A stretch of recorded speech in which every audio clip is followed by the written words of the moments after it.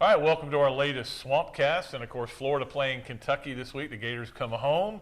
They haven't been home in 3 weeks. Been in some tough environments. It'll be nice for them, I think, to get to a nice environment. And it'll be nice for us too, Robbie. Yeah. Because we'll be in a press box where we can actually see the numbers. Oh, I know. The two press boxes, we are so far away. It was hard, especially A&M. Oh, yeah. Well, no, I think Tennessee was even higher, but Yeah. we're used to that because we've been there so many times. But, yeah, they were pretty high up. But it'll be just nice to see Gator fans and see the tailgating and everything. I know it's an early game, which means it's going to be warm, but we talked about this before, Robbie. It's only you only get 7 home games a year. Yeah. You only get 12 games a year. The season's going to be a third over when they get to these fourth games.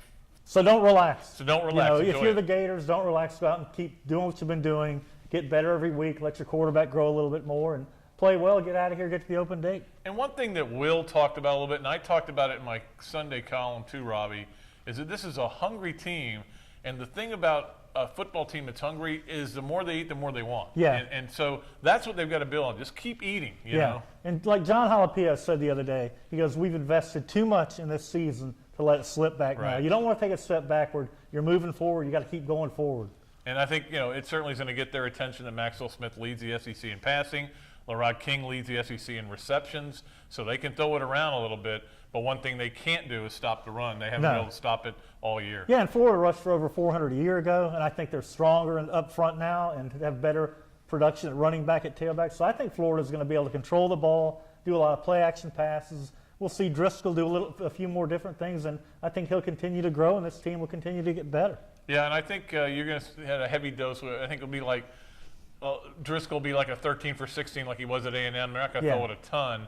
But I wouldn't be surprised to see him take some shots down the field just because it'll loosen it up, A, and B, Florida's receivers are going to be faster than their DBs. Yeah, and when you have a young quarterback, Pat, you want to give him a little bit more each game. And that's what Peeves has done. He's given him a little bit more each game. He's responded favorably. So they'll give him more to do this game. We'll see how he does. I predict he'll do really well. It's an SEC game, so it's vital for all the things that are among your goals. And it'll be interesting to see. We did see them let down. You wrote about it in the Furman game last year. Oh, that was miserable. Yeah, I mean, I remember when it was 22-7, I'm like, oh, this one's going to be a hard one to write. This is probably going to end any relationship I had with the coaches. Yeah, it was bad. It was just you're looking at one of the most embarrassing defeats in school history at that point. Yeah, it was. They came back, but even then. They destroyed them in the end, But they did, but 2 of those late touchdowns were both interception returns, so they were flat.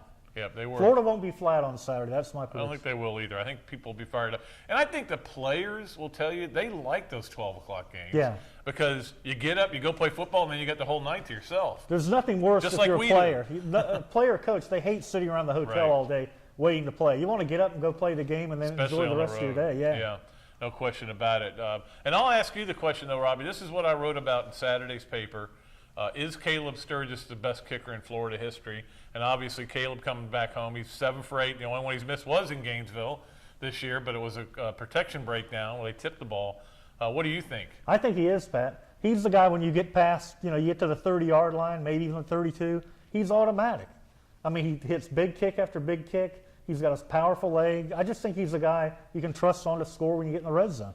And I think one thing that's really kind of helped his legacy is that Florida's offense hasn't been great the last 2 years. And they've really needed a good kicker, and he's come through for them time after time. And, And that they'll play for that. Yeah. They'll play for a 50-yard field goal. You saw that in the game Saturday night. You run a draw play or a short pass. Just get in range. If the play breaks for first down, great. But if not, you've got 3 points in the bag. Well, it's like Jeff Chandler pointed out. We never got stopped at the 35. No, they didn't. They didn't kick field goals back then. We don't kick field goals here. Other teams did all the time. They did, and they lost a lot of games because of it. So anyway, that'll be in Saturday's paper. We appreciate you for clicking on and watching our latest Swampcast. Next one will come to you on the field after the game when Florida plays Kentucky, and we'll tell you what we saw in that game. No Swampcast next week, obviously, because it's an open date, but then we'll come back for the LSU game and preview that what should be a huge game. Should be the biggest game of the Swamp. Assuming Florida and LSU both win. I got to think game day's coming to Gainesville. I would think so. But you never know with those clowns where they're going to go. That'll do it for our latest Swampcast. Pat Dooley and Robbie Andrew, so long from the Sunshine State.